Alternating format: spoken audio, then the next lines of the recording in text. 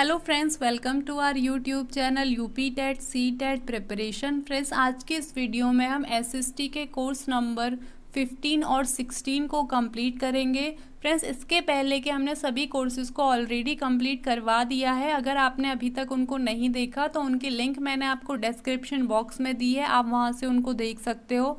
Friends, जो आपका course number 15 है उसमें एवेल्यूएशन के टोटल 4 पार्ट्स हैं। तो हम फर्स्ट पार्ट से स्टार्ट करते हैं, जिसमें हमारा पहला क्वेश्चन है, राजस्थान में खेतड़ी खदान किस खनिज के उत्पादन के लिए मशहूर है। इसके ऑप्शंस हैं तांबा, मैग्नीज, लौह अयस्क या फिर अभ्रक। तो फ्रेंड्स, राजस्थान में जो खेतड़ी खदान है वह तांबा के उत्पादन के लिए मशहूर है। इसके बाद नेक्स्ट क्वेश्चन है, आप लोगों ने आसमान में उड़ते हवाई जहाज को देखा होगा, क्या आप बता सकते हैं इसको बनाने में किस खनिज का प्रयोग किया जाता है। इसके ऑप्शंस हैं सोना, एल्यूमिनियम, चांदी या फिर चूना पत्थर।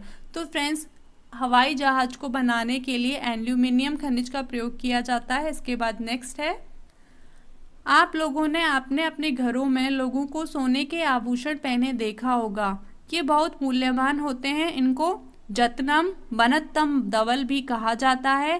क्या आप बता सकते हैं कि भारत में कुल उत्पादन का 99 भाग सोना किस राज्य से निकाला जाता है।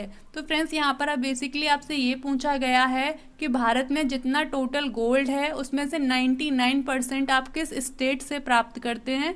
तो इसके ऑप्शंस हैं मध्य प्रदेश, उड़ीसा, कर्नाटक या फिर राजस्थान। तो फ्रेंड्स, इसका सही आंसर होगा कर्नाटक। यहीं से भारत का सबसे अधिक सोना प्राप्त किया जाता है। इसके बाद नेक्स्ट है, आपने रेल, साइकिल, मोटर कार आदि को अवश्य देखा होगा और शायद आपने कहीं जाने के लिए इनका उपयोग भी किया होगा। क्या आप बता सकते हैं कि इनका निर्माण किस खनिज से हुआ है।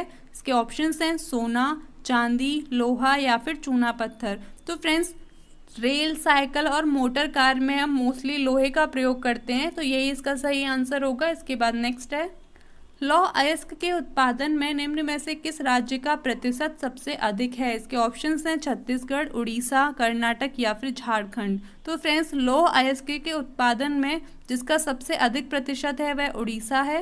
इसके बाद नेक्स्ट है, आप भारत के पठारी, पर्वतीय या फिर मैदानी भागों में रहते होंगे, तो क्या आप बता सकते हैं कि खनिज संसाधन मुख्यतः भारत के किस भाग में पाया जाता है। इसके ऑप्शंस हैं विशाल मैदानी भाग, पर्वतीय भाग, पठारी भाग या फिर इनमें से कोई नहीं। तो फ्रेंड्स, इसका सही आंसर होगा पठारी भाग। इसके बाद नेक्स्ट क्वेश्चन है, रासायनिक एवं भौतिक गुणधर्मों के आधार पर खनिज प्रमुख 2 श्रेणियों धात्विक और अधात्विक में विभाजित हैं। क्या आप बता सकते हैं कि इनमें से कौन सा अधात्विक खनिज है।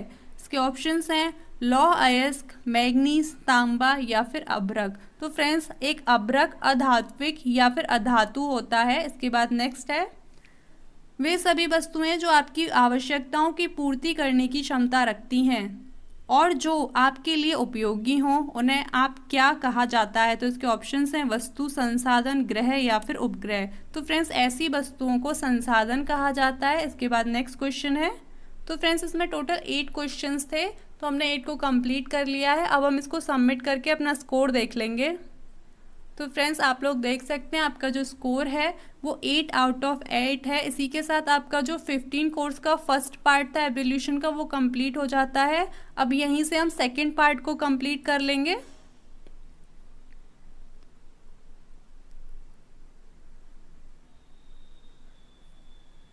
तो फ्रेंड्स, अब यहाँ से आपका 15 कोर्स का सेकंड पार्ट स्टार्ट हो जाता है, जिसमें आपका पहला क्वेश्चन है, पौधे ऊर्जा किस क्रिया से प्राप्त करते हैं। इसके ऑप्शंस हैं प्रकाश संश्लेषण, भूमि से या फिर सूर्य से या इनमें से कोई नहीं। तो फ्रेंड्स, जो पौधे होते हैं वह प्रकाश संश्लेषण की क्रिया के द्वारा ऊर्जा प्राप्त करते हैं। इसके बाद नेक्स्ट है, निम्नलिखित में से कौन सा नवीकरणीय संसाधन नहीं है। इसके ऑप्शंस हैं पवन ऊर्जा, सौर ऊर्जा, ज्वारीय ऊर्जा या फिर कोयला। तो फ्रेंड्स, इसका सही आंसर होगा कोयला। इसके बाद नेक्स्ट है, भारत की सबसे बड़ी रिफाइनरी कहाँ है। इसके ऑप्शंस हैं पश्चिम बंगाल, राजस्थान, महाराष्ट्र या फिर गुजरात। तो फ्रेंड्स, भारत की जो सबसे बड़ी रिफाइनरी है वह गुजरात में स्थित है। इसके बाद नेक्स्ट है, भारत का सबसे ऊंचा बांध कौन सा है। इसके ऑप्शंस हैं टिहरी बांध, हीराकुंड बांध, भाखड़ा नागल बांध या फिर सरदार सरोवर डैम।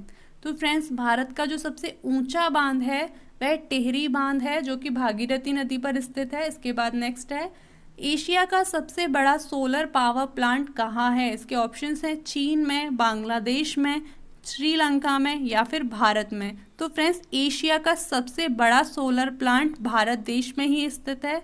इसके बाद नेक्स्ट क्वेश्चन है, नरौरा परमाणु रिएक्टर किस प्रदेश में स्थित है? इसके ऑप्शंस है महाराष्ट्र, राजस्थान, कर्नाटक या फिर उत्तर प्रदेश। तो फ्रेंड्स नरौरा परमाणु रिएक्टर उत्तर प्रदेश में स्थित है। इसके बाद नेक्स्ट क्वेश्चन है, हिमाचल प्रदेश में मणिकरण किस लिए प्रसिद्ध है? इसके ऑप्शंस हैं ज्वारीय ऊर्जा, भूतापीय ऊर्जा, परमाणु ऊर्जा या इनमें से कोई नहीं। तो फ्रेंड्स मणिकरण भूतापीय ऊर्जा के लिए प्रसिद्ध है। इसके बाद नेक्स्ट क्वेश्चन है, भाखड़ा नागल बांध किस नदी पर स्थित है? इसके ऑप्शंस हैं सतलज, रावी, सिंधु या फिर चिनाब। तो फ्रेंड्स जो भाखड़ा नागल बांध है वह सतलज नदी के ऊपर स्थित है। इसके बाद नेक्स्ट क्वेश्चन है, कोयला का सर्वोत्तम प्रकार कौन सा है? इसके ऑप्शंस हैं पीट कोयला, लिग्नाइट कोयला, बिटुमिनस कोयला या फिर एंथ्रेसाइट। तो फ्रेंड्स कोयला का जो सर्वोत्तम प्रकार है वह एंथ्रेसाइट है। इसके बाद नेक्स्ट क्वेश्चन है, तो फ्रेंड्स इसमें टोटल 9 क्वेश्चंस थे जिनको हमने कंप्लीट कर लिया है। अब हम इसको सबमिट करके अपना स्कोर देख लेते हैं। तो फ्रेंड्स आप लोग देख सकते हैं आपका जो स्कोर है वो 9 आउट ऑफ 9 है। इसी के साथ आपका जो 15 कोर्स था उसका जो सेकेंड पार्ट है वो भी कंप्लीट हो जाता है। अब हम थर्ड पार्ट को करते हैं।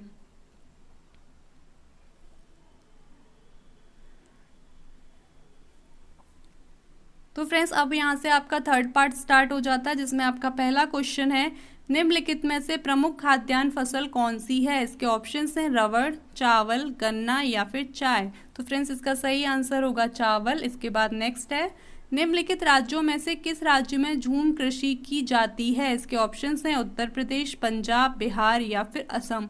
तो फ्रेंड्स असम के अंदर ही झूम कृषि की जाती है। इसके बाद नेक्स्ट है, कपास फसल के लिए कौन सी मृदा सबसे उपयुक्त मानी जाती है? इसके ऑप्शंस हैं जलोढ़ मृदा, काली मृदा, पीली मृदा या फिर लैटेराइट मृदा। तो फ्रेंड्स कपास की खेती के लिए जो सबसे अच्छी मृदा मानी जाती है वह काली मृदा को माना जाता है। इसके बाद नेक्स्ट है, रबी फसल का निम्नलिखित में से कौन सा उचित समय है? इसके ऑप्शंस हैं जून से सितंबर तक, जुलाई से अक्टूबर तक, अक्टूबर से मार्च तक या फिर दिसंबर से जून तक। तो फ्रेंड्स रबी की फसल के लिए जो सबसे उचित समय माना जाता है वह अक्टूबर से मार्च तक का माना जाता है। इसके बाद नेक्स्ट है, गन्ना से चीनी यानी शुगर बनती है, तो चीनी से मिठाइयों को क्या बता सकते हैं कि गन्ने का सबसे ज़्यादा उत्पादन कौन सा राज्य करता है? इसके ऑप्शंस हैं हरियाणा, पश्चिम बंगाल, तमिलनाडु या फिर उत्तर प्रदेश। तो फ्रेंड्स हम जानते हैं कि गन्ने का जो सर्वाधिक निर्माण होता है, जहाँ पर उत्पादन किया जाता है, वह जो राज्य है वह उत्तर प्रदेश है।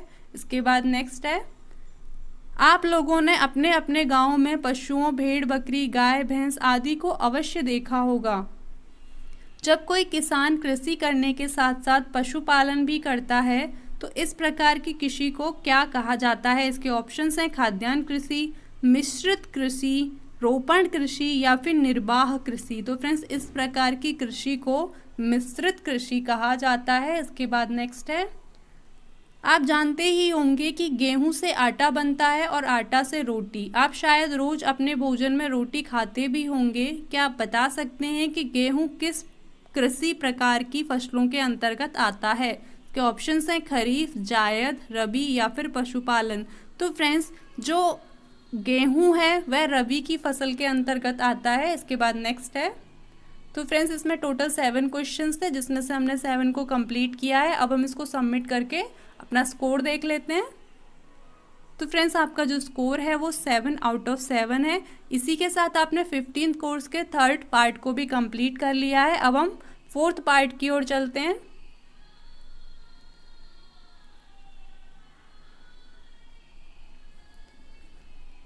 तो फ्रेंड्स यहाँ से अब आपका 15th कोर्स का फोर्थ पार्ट स्टार्ट हो जाता है जिसमें आपका पहला क्वेश्चन है, आयात क्या है?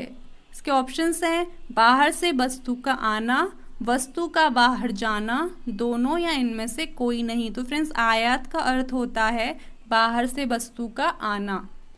नेक्स्ट है, भारत का कौन सा ऐसा पड़ोसी देश है जो किसी भी प्रकार के व्यापार के लिए भारत पर निर्भर है? इसके ऑप्शंस है नेपाल, भूटान, बांग्लादेश या इनमें से कोई नहीं। तो फ्रेंड्स इसका सही आंसर होगा भूटान।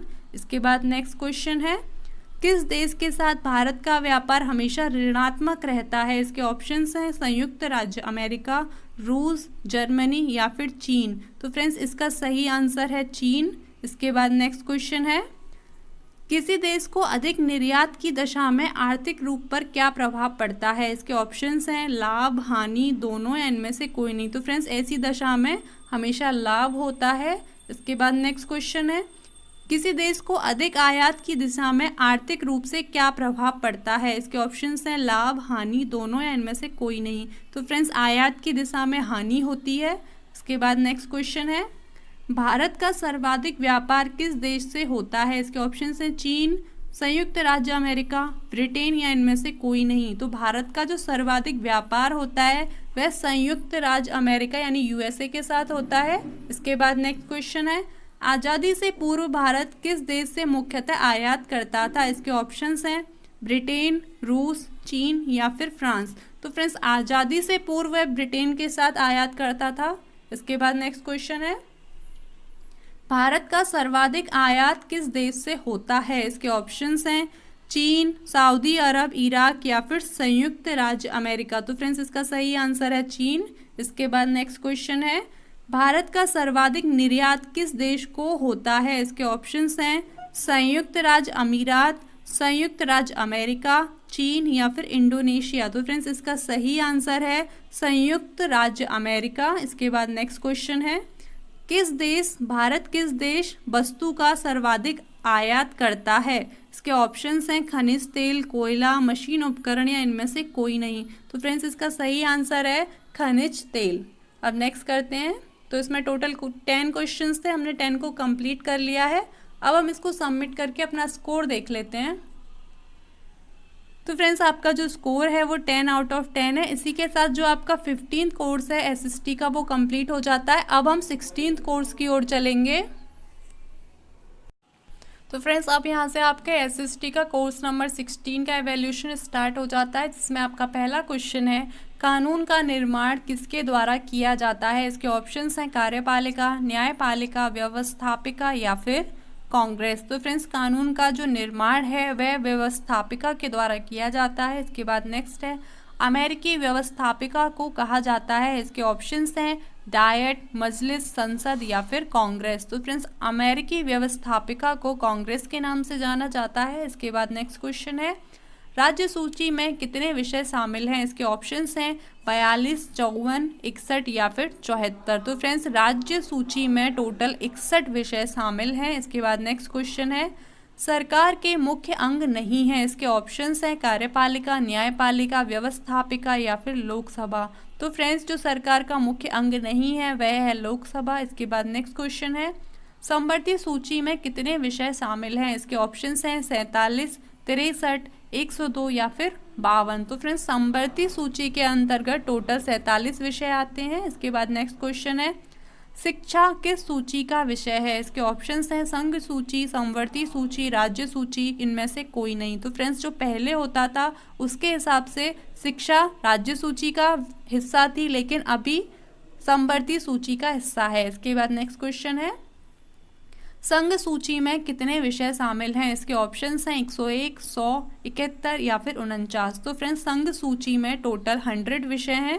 इसके बाद नेक्स्ट क्वेश्चन है, संसदीय व्यवस्था कहाँ से ली गई है? इसके ऑप्शंस हैं ऑस्ट्रिया, रूस, ब्रिटेन या फिर अमेरिका। तो फ्रेंड्स भारत की संसदीय जो अवस्था है वह ब्रिटेन से ली गई है। इसके बाद नेक्स्ट क्वेश्चन है, शक्ति पृथक्करण का सिद्धांत किसने दिया? इसके ऑप्शंस हैं रूसो ने, मॉन्टेस्क्यू ने, मैकियावेली ने या फिर एंजल ने। तो फ्रेंड्स शक्ति पृथक्करण का सिद्धांत मॉन्टेस्क्यू के द्वारा दिया गया है। इसके बाद नेक्स्ट क्वेश्चन है, केंद्र राज्य के मध्य शक्तियों का विभाजन कितनी सूचियों में है? इसके ऑप्शंस हैं 4, 9, 7 या फिर 3। तो फ्रेंड्स इसका सही आंसर होगा 3, जिसमें आते हैं संघ सूची, राज्य सूची और समवर्ती सूची। इसके बाद नेक्स्ट क्वेश्चन है, तो फ्रेंड्स इसमें टोटल 10 क्वेश्चंस थे, हमने 10 को कंप्लीट कर लिया है। अब हम इसको सबमिट करके अपना स्कोर देख लेते हैं। तो फ्रेंड्स आपका जो स्कोर है वो 10 आउट ऑफ 10 है। इसी के साथ आपका जो एसएसटी का 16 कोर्स था वह कंप्लीट हो जाता है। फ्रेंड्स आप लोगों को हमारी ये वीडियो कैसी लगी? अगर आपको वीडियो पसंद आती है तो प्लीज़ वीडियो को लाइक करें, अपने सभी फ्रेंड्स के साथ वीडियो को शेयर करें। अगर अभी आप इस चैनल पर नए हैं तो चैनल को सब्सक्राइब कर लीजिए और बेल आइकन को भी प्रेस कीजिए ताकि हमारी लगातार वीडियोस आपको मिलती रहें। और फ्रेंड्स डीएलएड से रिलेटेड किसी भी लेटेस्ट अपडेट्स के लिए ज्वाइन करें हमारे टेलीग्राम चैनल नव्या करियर पॉइंट को, जिसकी लिंक मैंने आपको डिस्क्रिप्शन बॉक्स में दे दी है। तो फ्रेंड्स हम मिलते हैं हम नेक्स्ट वीडियो में।